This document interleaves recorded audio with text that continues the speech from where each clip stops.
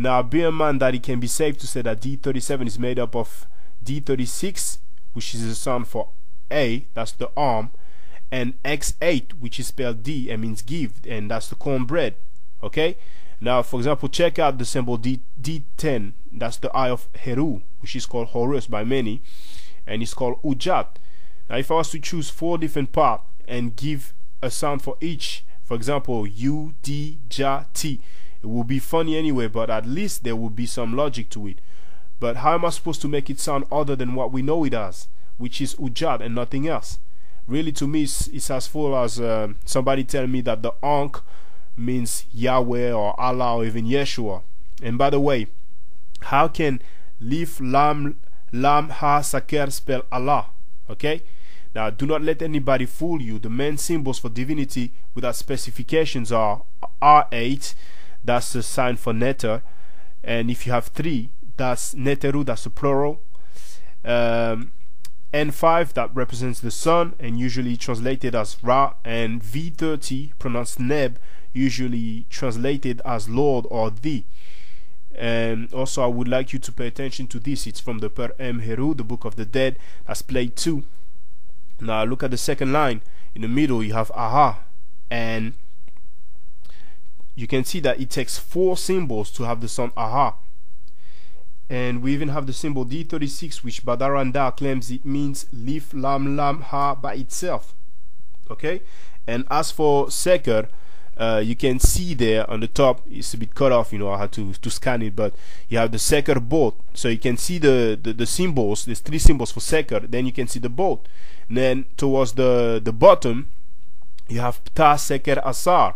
Now the first 3 symbols, the square, the sign at the bottom, and then the what looks like a link facing up, that's for Ptah. And then after that, and also I think the gentleman sitting down, and after that you have the sign for Seker again, which is the same as the one on the top, right? And on this other page, that one, that was page let me check it out, that was page 171, and on the previous page 170 you have once again Ptah, Seker. You can see the 3 signs for Ptah, and then you have the sign for Seker, which are made up of 3 symbols. Now that's very funny. If we look back again, that he breaks out one arm into Lim Lam Lam Aha Seker, and we can see how many symbols it takes just to say Seker, and earlier just to say what was it again, Aha, for example. Okay, but we're gonna move right along and see some situation where the symbol is used, and let's find out the meaning. Okay, now on page 9 of Per Emeru, once again, the Book of the Dead, you have Heru Tataf, the son of King Khufu. We have the symbol twice there, okay, the D37, and since the hawk stands for Heru and the serpent stands for the sound F, in this case D37 obviously stands for the sound Ta. Now I'm sure no one is going to tell me that Allah is the son of Khufu, right? Okay, now page 102 of the Per Emeru, you have a translation, and underneath the sign D37 it says hath given. So once again, give, to give. Okay, now we're moving to page 103. There it says, verily a son good is of the giving of God.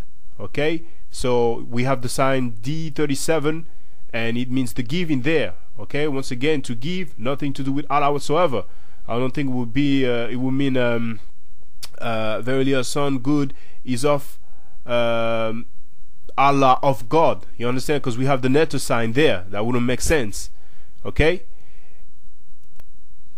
now page 346, number 22, the translation is as follows, which recordeth the names of those who are to receive offerings. And you can see that the sign D37 is last, so that stands for receive offerings. Once again, to give, and offering is probably linked to festivals, but anyway, we still have to give. It's the same meaning once again. Now next we're going to move to page 354. There is number 15. The translation is, doors of the lords of the Tuat, let there be given unto me. And you can see that the symbol once again is at the end, so that stands for given unto me. Once again, give, to give, right?